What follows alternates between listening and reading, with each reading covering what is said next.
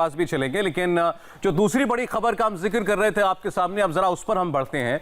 28 नवंबर को डॉक्टर कर्सी चावड़ा की पहली बार मुलाकात होती है सुशांत सिंह राजपूत के सिलसिले में किसी से, या बात होती है। अब हम आपको सुनाने जा रहे हैं उस डॉक्टर, उस मनोचिकित्सक का मुंबई पुलिस को दिया गया बयान, जिन्होंने 7 महीने तक ट्रीट किया था।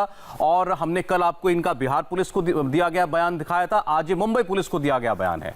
28 नवंबर को सुबह 9 बजे मैं खार के हिंदुजा अस्पताल पहुंचा। मैं पहली बार सुशांत से मिला और उनका चेकअप किया। उस वक्त सुशांत ने मुझे बताया कि वो सो नहीं पाते, उन्हें घबराहट होती है, वो अब कुछ भी अच्छा फील नहीं करते, उनकी जीने की इच्छा खत्म हो चुकी है, वो हर वक्त डरा हुआ महसूस करते हैं। उस वक्त मैंने जाना कि सुशांत डिप्रेशन और एंजाइटी से पीड़ित हैं। उन्होंने मुझे बताया कि वो ऐसा पिछले 10 दिनों से महसूस कर रहे हैं। इसके बाद सुशांत को urologist doctor Jatin Kothari, gastrologist doctor Philip और कार्डियोलॉजिस्ट डॉक्टर राजेश रजनी ने देखा। जांच में वो फिजिकली बिल्कुल फिट थे। सुशांत ने मुझे ये भी बताया कि वो पिछले 10 दिनों से डिप्रेशन फील कर रहे हैं, लेकिन उनकी बीमारी के लक्षण और उसकी गंभीरता को देखते हुए मैं कह सकता हूं कि वो काफी अरसे से इससे पीड़ित थे। ये डॉक्टर कर्सी चावड़ा ने मुंबई पुलिस को अपने बयान में कहा। इसमें अहम बातें जो वो कह रहे हैं कि वो डिप्रेशन एंजाइटी के शिकार थे और उन्हें कुछ भी अच्छा नहीं लगता था। उन्होंने ये भी कहा कि मेरी जीने की इच्छा खत्म हो गई है। सुशांत सिंह राजपूत ने यह बात 28 नवंबर को जब डॉक्टर कर्सी चावड़ा उनसे मिले तो उनसे कही थी। आगे फिर वो लिखते हैं, मैंने अपनी रिपोर्ट में लिखा कि सुशांत गंभीर रूप से एंजाइटी के शिकार हैं और उन्हें डिप्रेशन भी है, जो काफी मुश्किल पैदा कर रहा है। ऐसे में मुश्किल हालात का मतलब यह है कि ऐसा शख्स अपनी जिंदगी के मकसद के बारे में बार बार सोचता रहता है। वो लगातार ये सोचता रहता है कि वो जी क्यों रहा है, और उसके दिमाग में कंफ्यूजन बनी रहती है अपनी जिंदगी को लेकर। वो लगातार ये महसूस करता है कि उसकी जिंदगी में अब कोई ख्वाहिश नहीं बची है। ये सब डायग्नोसिस है डॉक्टर कर्सी चावड़ा का सुशांत सिंह राजपूत के बारे में। फिर आगे वो कहते हैं कि 29 नवंबर 2019 को सुबह हिंदुजा अस्पताल में मेरी विजिट के दौरान सुशांत ने मुझसे पूछा कि क्या मैं सिगरेट पी सकता हूं। मैंने उन्हें ऐसा करने से मना कर दिया।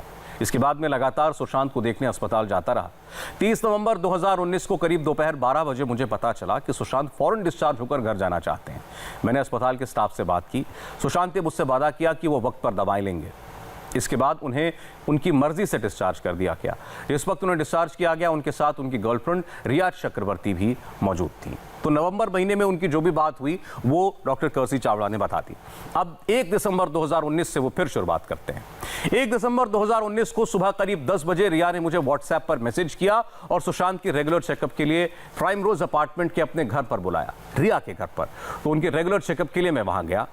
मैंने देखा कि सुशांत ने दोबारा सिगरेट पीना शुरू कर दिया है। मैंने इस पर कड़ी आपत्ति जताई और सलाह दी कि वो सिगरेट न पिएं, क्योंकि अल्कोहल और सिगरेट उनकी दवाइयों का असर कम कर सकती हैं। उस वक्त उन्होंने बताया कि इस शहर में बहुत भीड़ भाड़ है, वो ठीक से सो नहीं पाते, उन्हें बस शांति चाहिए। उन्होंने मुझे बताया कि वो अपनी माँ को बहुत चाहते हैं, वो उनकी मौत के बाद काफ़ी अकेले पड़ गए थे, इसलिए वो उन्हें काफ़ी मिस करते हैं। उनकी मौत के बाद एक खालीपन सा रहता है। लेकिन उन्होंने अपने काम और फिल्म इंडस्ट्री के बारे में किसी टेंशन को लेकर कोई जिक्र नहीं किया। मैंने इस नज़रिए से उन्हें काफ़ी पॉजिटिव पाया। यानी डॉक्टर कर्सी चावड़ा के मुताबिक सुशांत की जो भी प्रॉब्लम थी उसका उनकी प्रोफेशन से, फिल्म इंडस्ट्री से, कामकाज से, रोल से कोई लेना देना नहीं था। अब वो 5 दिसंबर की बात फिर करते हैं। 5 दिसंबर 2019 को सुशांत के रेगुलर चेकअप के लिए मैं रिया चक्रवर्ती के घर गया। मुझे उनका डिप्रेशन कम लगा और वो शांत दिख रहे थे। मैंने क्यूट्रिपिन की डोज को कम कर दिया और फिनिल की डोज बढ़ा दी। 20 दिसंबर 2019 को सुबह करीब 10 बजे रिया ने सुशांत के रेगुलर चेकअप के लिए व्हाट्सएप पर मैसेज किया और नए घर बांद्रा वेस्ट के जॉगर्स पार्क के माउंट ब्लैंक सोसाइटी के फ्लैट नंबर 601 में बुलाया। मैं 23 दिसंबर 2019 को उनके घर पहुंचा। मैंने देखा कि सुशांत की सेहत में काफ़ी सुधार लग रहा है। रिया भी उनके साथ रह रही थी। सुशांत ने मुझे बताया कि वो काफ़ी अच्छा फील कर रहे हैं, लेकिन ऐसा महसूस नहीं कर रहे जैसा वो पहले काम करते वक्त करते थे। मैंने उनकी बातचीत से अंदाज़ा लगाया कि वो अपने जीवन में अब बहुत कुछ करना चाहते हैं, लेकिन अपनी दिमागी उलझन और डिप्रेशन की वजह से ऐसा कर नहीं पा रहे। उस वक्त मैंने सुशांत को भरोसा दिलाया कि वो मेडिकल ट्रीटमेंट के बाद बिल्कुल वैसा ही फील करेंगे। मैं जब भी उनका चेकअप करने गया, रिया हमेशा उनके साथ होती थी। उनकी बातचीत से लगता था कि वो उनके लिए काफ़ी फिक्रमंद है। मैंने सुशांत से जाना कि उनकी एक बहन चंडीगढ़ में रहती है, लेकिन मैंने उनकी बहन से बीमारी और उनके ख्याल रखने के बारे में बात नहीं की। इसके बाद अब 2020 में 19 जनवरी का जिक्र करते हैं डॉक्टर कर्सी चावड़ा। वो भी आपको बताते हैं कि अब नए साल में वो क्या बातें उन्होंने महसूस की। 19 जनवरी 2020 को दोपहर करीब 3 बजे रिया ने मुझे मैसेज किया, सुशांत को डिप्रेशन की वजह से पैनिक अटैक आया है, क्या आप उन्हें भर्ती करा सकते हैं? मैंने कहा मैं शहर से बाहर हूं और आपको दूसरे डॉक्टर का नंबर देता हूं। लेकिन रिया ने मुझसे कहा कि सुशांत भर्ती नहीं होना चाहते, वो अपनी बहन के पास चंडीगढ़ जाना चाहते हैं। 1 फरवरी 2020 को रिया ने मुझे मैसेज किया और बताया कि सुशांत पवना में है। 7 फरवरी 2020 को रिया ने मुझे फिर मैसेज किया और बताया कि सुशांत घर वापस आ गए हैं, आपसे मिलना चाहते हैं। उनसे बात करके 9 फरवरी का अपॉइंटमेंट तय हुआ। इसके बाद 10 फरवरी को दोपहर 3 बजे मैंने सुशांत की तबीयत पूछने के लिए रिया को मैसेज किया। रिया ने मुझे बताया कि सुशांत ठीक हैं और अगले 2 महीनों में शूटिंग शुरू करने वाले हैं। इसके लिए उन्हें मेरे अपॉइंटमेंट की ज़रूरत है, अगर मैं सुशांत से मिलने आ सकूँ तो बेहतर होगा। मैंने कहा कि 12 फरवरी को दोपहर करीब 2 बजे मैं सुशांत से मिलने आऊँगा। 12 फरवरी को सुबह करीब 10 बजे मैं सुशांत से मिलने पहुंचा और मैंने देखा कि सुशांत की तबीयत पहले से बेहतर लग रही थी। मैंने उनसे कहा कि वो अपनी मेडिसिन जारी रखें जो उन्हें बताई गई हैं। 20 फरवरी को 4:30 बजे मैंने रिया को मैसेज किया। रिया ने बताया सुशांत ठीक है, लेकिन पिछले 14 दिनों से मेडिसिन नहीं ले रहे हैं। मैंने जब पूछा कि वो ऐसा क्यों कर रहे हैं, जब मैंने कहा था कि ऐसा नहीं करना है, इससे बीमारी वापस बढ़ जाएगी और उसके गंभीर परिणाम सामने आ सकते हैं, इसलिए उन्हें अभी 8-9 महीने और दवा लेनी होगी, लेकिन उन्होंने इस बात का कोई रिप्लाई नहीं किया। देखिए, तो अब ये बात सामने आ गई कि उन्होंने फरवरी महीने में दवाई लेनी छोड़ दी थी। अब डॉक्टर कर्सी चावड़ा मार्च की बात करते हैं। 6 मार्च 2020 को रिया ने मुझे व्हाट्सएप पर मैसेज किया कि सुशांत फिर से डिप्रेशन महसूस कर रहे हैं, उनका मूड काफी लो है और वो मुंबई से कहीं दूर जाना चाहते हैं। इस पर मैंने कहा कि ये कोई नई बात नहीं है, वो डॉक्टर की बात नहीं मानते। रिया ने मुझसे दोबारा मेडिसिन शुरू करने के बारे में पूछा तो मैंने उन्हें मैसेज करके नई दवाओं का प्रिस्क्रिप्शन भेज दिया। मेरी जानकारी के मुताबिक 23 मार्च से कोरोना महामारी की वजह से पूरे देश में लॉकडाउन लागू हो चुका था। मैं अपने मरीजों को इलेक्ट्रॉनिक माध्यम से उनकी काउंसलिंग और इलाज कर रहा था। 8 जून 2020 को रिया ने मुझे मैसेज किया और बताया कि सुशांत को डिप्रेशन है। उन्होंने दवाई के बारे में पूछा, मैंने व्हाट्सएप पर प्रिस्क्रिप्शन भेजा, लेकिन क्योंकि सुशांत मुझसे बात करना चाहते थे, मैंने सुशांत से वीडियो कॉल के जरिए बात की। मैंने उनसे पूछा कि कहने के बाद भी आप दवाई क्यों नहीं ले रहे? वो बस हंसते रहे लेकिन कुछ कहा नहीं। तब मैंने उन्हें रोजाना दवाई लेने को कहा। ये देखिए, 8 जून का जिक्र भी वो करते हैं जिस दिन रिया जो हैं वो घर छोड़ करके गई हैं, और उस दिन वो कह रहे हैं कि रिया से बात हुई है और सुशांत सिंह राजपूत से भी उनकी बात हुई है। इसके बाद डॉक्टर कर्सी चावड़ा कहते हैं, मैंने रिया से भी कहा कि वो ध्यान रखें कि सुशांत वक्त पर दवाई ले रहे हैं या नहीं। रिया ने कहा कि सुशांत मेरी बात नहीं मानते, मैं क्या कर सकती हूँ। मेरी फीस का पेमेंट करने के बाद रिया ने बताया कि वो घर छोड़कर जा रही हैं।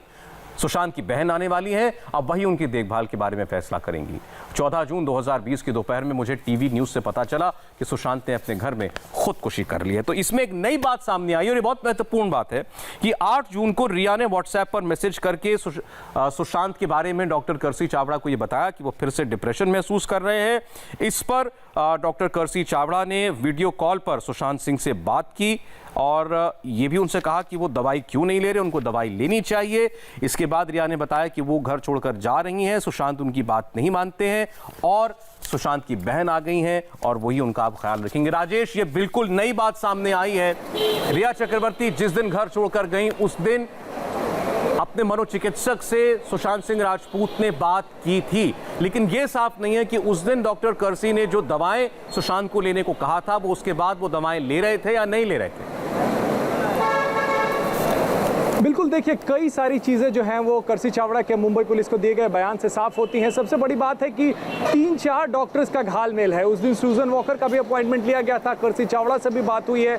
आखिर कौन से डॉक्टर का अपॉइंटमेंट लेना है, क्योंकि सूजन वॉकर भी खुद को साइकेट्रिस्ट कहती हैं, तो कर्सी चावड़ा भी खुद को साइकेट्रिस्ट करते, तो एक साथ इतने डॉक्टरों से सलाह लिया जा रहा है, उनसे दवाई ली जा रही है, कौन सी दवाई किसकी दवाई लेनी है, ये पूरा घालमेल है। इसको साफ CBI ही करेगी जब पूछताछ सारे डॉक्टरों से होगी। साथ ही आपको बता दूं कि 8 जून की जो जिक्र कर्सी चावड़ा कर रहे हैं उसमें जो लहजा है रिया चक्रवर्ती का बात करने का, वो साफ कह लग रहा है कि वो सुशांत से किसी न किसी बात पर झगड़ा करके निकल रही हैं, क्योंकि वो साफ कर रहे हैं कि फी के बारे में मैं कुछ नहीं जानती, आप उनके बहन से बात कीजिए। इसके पहले लगातार कर्सी चावड़ा ये कहते हुए स्टेटमेंट में नजर आ रहे हैं कि रिया सुशांत का ख्याल रखती थी, ऐसा उनको लग रहा है। लेकिन 8 जून को जो रिया चक्रवर्ती ने अलग अलग वजह बताई है घर छोड़ने के, उससे बिल्कुल अलग है ये बात। जो लहजा है रिया चक्रवर्ती का कर्सी चावड़ा से बात करने का, वो बहुत कुछ कहता है। सौरभ, चलें, बहुत बहुत शुक्रिया फिलहाल राजेश आपका।